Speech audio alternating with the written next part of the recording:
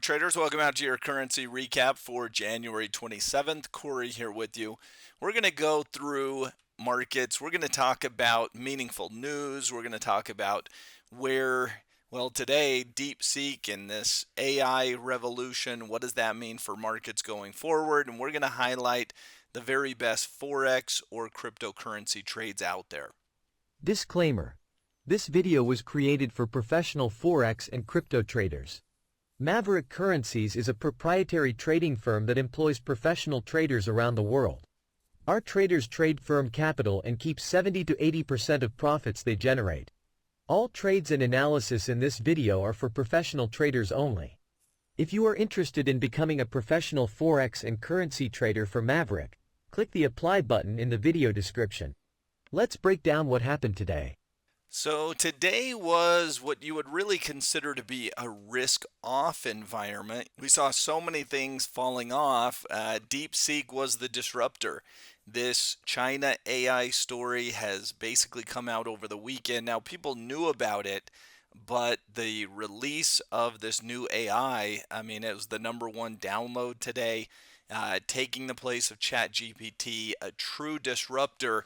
And now it brings about all sorts of questions. And so in trading, we call this an unknown risk. And what an unknown is it means it was not scheduled, not planned for, not known about previously that way.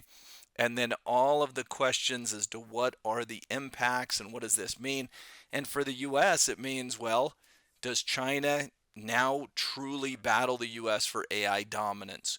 Will revenues and earnings and all those things in the future be split 50-50? Is it possible for China to displace the US and actually win the race?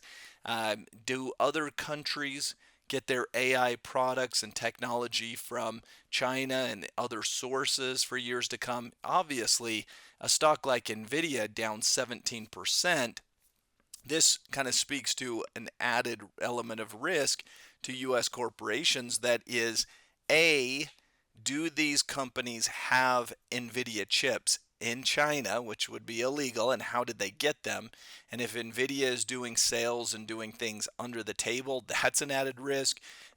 There's all sorts of possibilities. So those unknowns create a lot of volatility. You could see it was risk off in a few different places because gold, silver, copper, oil, other commodities faltered as well.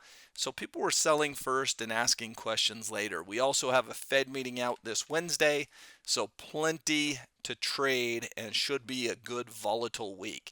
The Japanese yen up 1%. That's exactly what you would expect. That is your first and foremost risk-off currency. When people are nervous, the yen tends to skyrocket. Now, it's not when, there's a minor risk. I'm talking whenever there's something big unknown market risks, expect the yen to do really well. It may not last, but it's very likely to do well if something big ever hits the markets, and this being an example of that. S&P down 1.5%, international markets down 1%, crypto down 2%, gold down 1%, oil down 2%. Pretty widespread on the selling. Biggest hits were to Litecoin, Ethereum. Those coins dropped the furthest in crypto land. So as you look at equities, you'd say, well, we're back to a point of equilibrium, right? Back to the moving averages. The moving averages are sloping sideways. Nobody really has control. But here's the problem. Huge gap down on big volume. That is a recipe. That basically says big bearish breakdown on volume. You might get a little bounce, but I would expect some follow through. Usually with big unknowns, you get the initial drop and you get further follow through because it doesn't all get priced in one day. It's going to take weeks, maybe months, to price in some of these potential risks to the market and to corporations generally. So for this week, we've got the Bank of Canada out with a rate statement. We've got the U.S. with a rate statement. Canada is expected to cut by 25 basis points. The Fed is expected to leave U.S. rates unchanged. Europe with a rate statement expected to cut by 25 basis points. And then we've got core PCE on Friday, which is a Fed, very watched closely by the Fed for inflation. So three major central banks, couple of them cutting rates, or expected to anyway.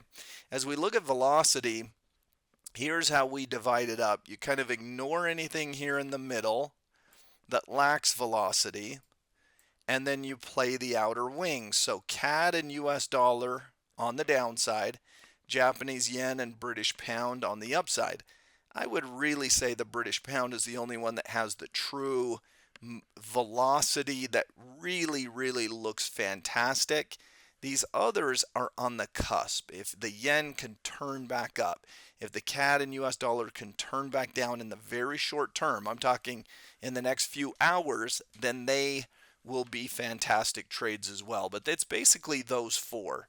You're looking to buy pound and yen and short CAD and US dollar. So what are some potential plays? Well, you could buy US dollar, or pardon me, short US dollar against the pound, or you could short CAD against the pound, or you could